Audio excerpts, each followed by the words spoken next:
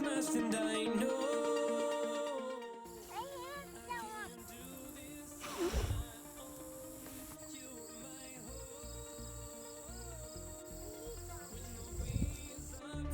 Specially smashed and I know I can do this on my own. When it's attached to pull me in, when the hope seems lost again, gotta keep on listening to the word within, to the hope I've hit it. When I look up to Hey guys, it's Rob with the Dammer Family Homestead, and today is your Saturday special. So typically our Saturdays are intentionally filled with nothingness. We lay around the house and don't post YouTube videos, don't go to work, don't do anything. But today we're doing something special. We are here at Polyface Farms in Swoope, Virginia to see how Joel Salatin raises his livestock. So perhaps we can take what he does here on a scale of 1,500 acres and maybe miniaturize some of it down onto our 8 acres back at our homestead there in Ohio. So we're going to take you along with us today, record some of the content that we get, and Lathan's back there agreeing with me. Hope you enjoy it. So behind us here you can see some turkeys, chickens, their guard dog, and some sheep back there. They've got them surrounded by this movable, portable Premier One. My wife's reminding me. Premier One fencing. So as you can see, you can tell where they've been, where they mow down the grass, and they just move these guys, I'm guessing, every few days onto new pasture. Surround them with this portable fence, and they eat the grass. Because she's scared of heights, so I'm not sure how she'll do. Or just get up, yeah, Lathan, or you just get up and switch landing spots. It's been a long time. Yeah, this is a pretty significant boy compared to this time last year. Last year, this time you couldn't even drive in a field without getting stuck. And this year it's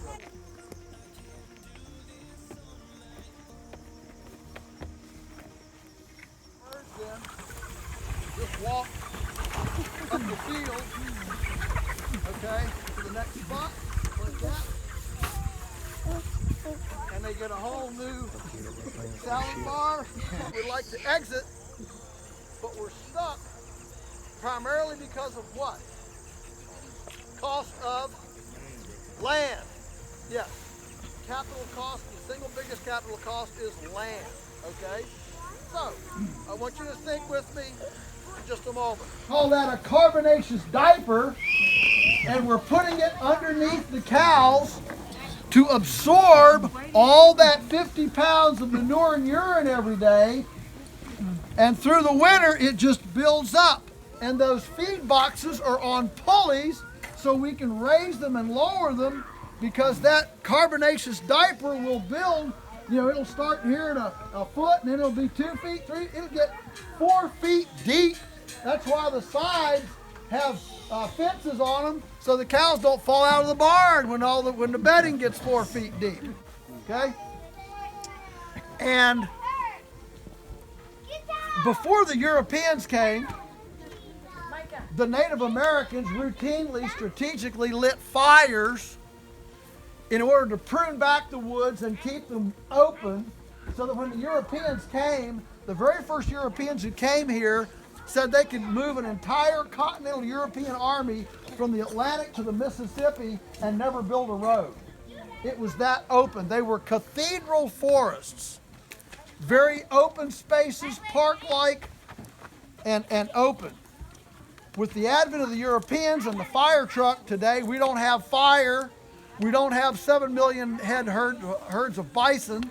We don't have the level of disturbance that we had, and so our forests have become very weedy. And since we found petroleum, we're not burning as much as we should. And they've gotten old and dying to the point where we're now spending $5 billion a year on fires. All of those fires could be fueling a compost economic sector so that we wouldn't have to buy any chemical fertilizer. If we took all the money currently spent on chemical fertilizer and we injected that into forest land stewardship by taking out the diseased, the crookeds, and the junk and the dying trees, chipping them up, using them as a basis for composting,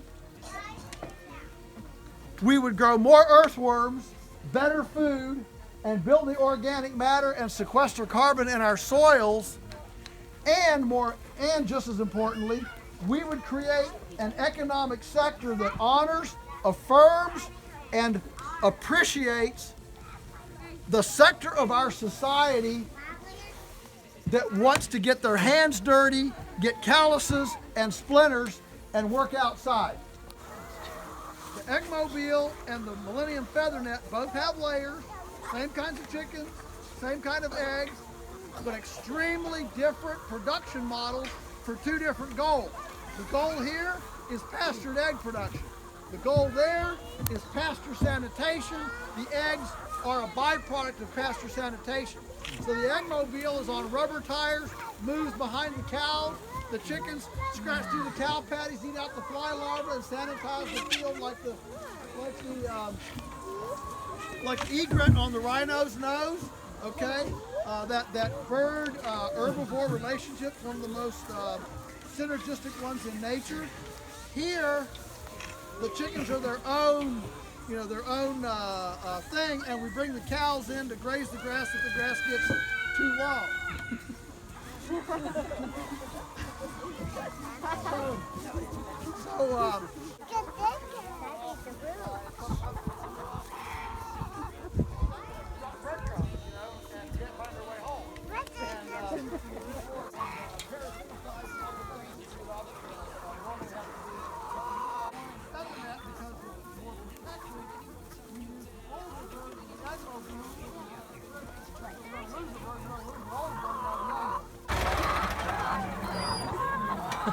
He's still got about a foot and a half to go.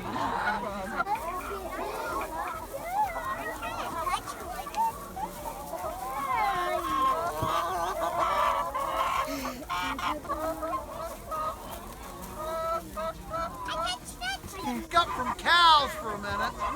Now let's talk about herbivores. Okay? Why does the planet have so many herbivores? And there are a lot of them. You know, alpacas, llamas, guinea pigs, giraffes, elephants, zebras, wildebeest, Cape buffalo, reindeer, caribou. It keeps the land mowed. Bison, yeah, okay. So here's the deal. What works is this plant reaches up and grabs sunbeams. Yeah, you could say solar energy, but that sounds so sterile. Sunbeams are the stuff of fairy tales and fantasy and mystery, right? So I like the sunbeam. And so it reaches out and grabs something as esoteric and whatever nebulous as sunbeam and converts it into something fungible, physical, tradable, weighable, measurable. That's pretty amazing. Edible for herbivore, yeah. And so the planet runs on sunbeams converted through photosynthesis into biomass, which either decays or digests, and then it's recycled, and it feeds the soil to be able to make the soil biota, feed the exudates and the roots that take the carbon that comes in, carbon dioxide the plant breathes in. It uses the carbon, exhales the oxygen. We breathe in the oxygen, exhale the CO2, and it all works really cool. If we want to create more biomass, the most pounds of biomass possible, what do we use? Trees, there's three kinds of vegetation: trees, woody species or shrubs, and forages. Of the three, which would we pick for our most efficient biomass production? Grass. Forages. You guys aren't normal. You get on the average street and the person would say trees. Because you look at the trees, and look at all that carbon in those trees. The Amazon's on fire, blah, blah, you know, all this. You know, I'm not interested in burning up the Amazon. Don't read more into this. All I'm saying is, it's all a lie? Really?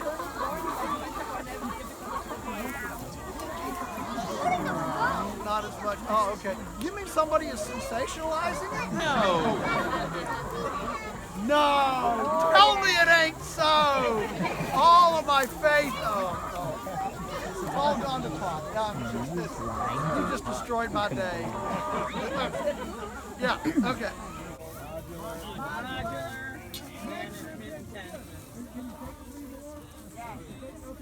I only eat ice cream if I'm alone or with somebody. So moving, mobbing, mowing.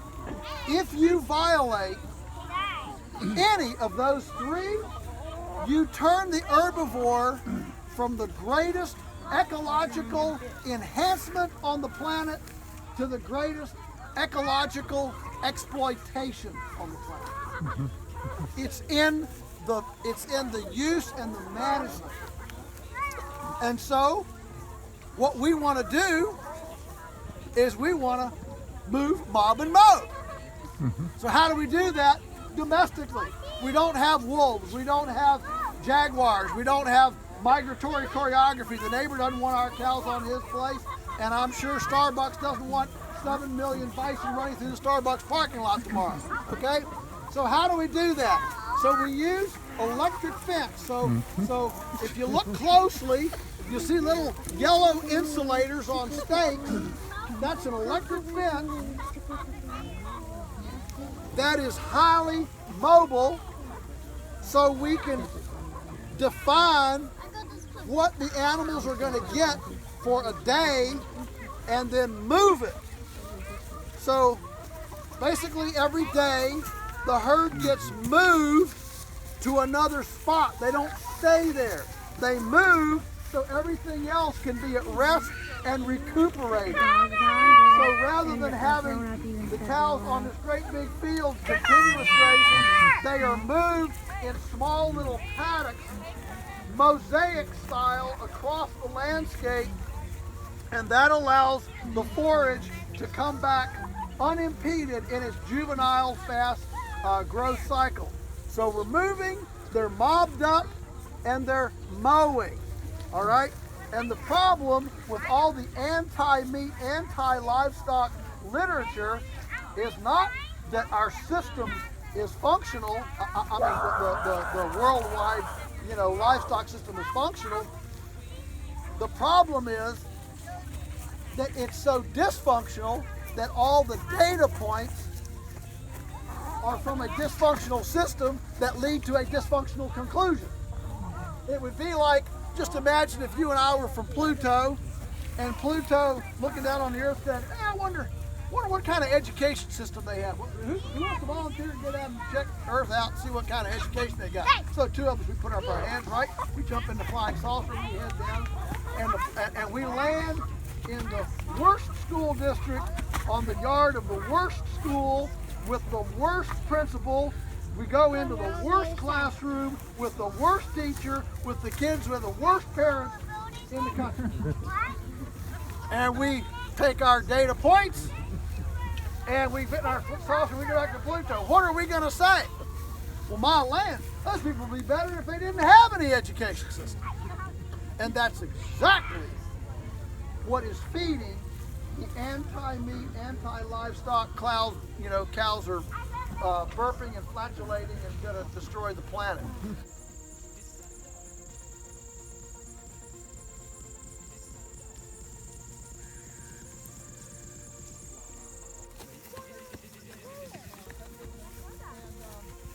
We've done a couple things together, and so we've got hooked up. So we're gonna Chickens, watch out for us! That's a bad idea, chicken.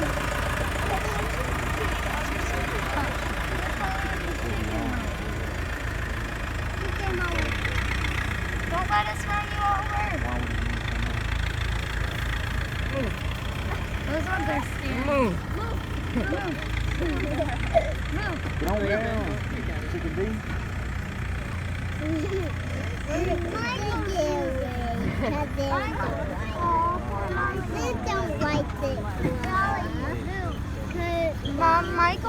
Mom, Michael's paws are bigger than my hand. See how this square Big. Yeah, Andy's big. She said, "Piggies." Hi, guys. Aw. It's not. You have to hold her hand. All right, everyone, that is it for the tour. So that is it for the day. And we are headed home. We got about a 6-hour drive back, so have a good one. Thanks for watching.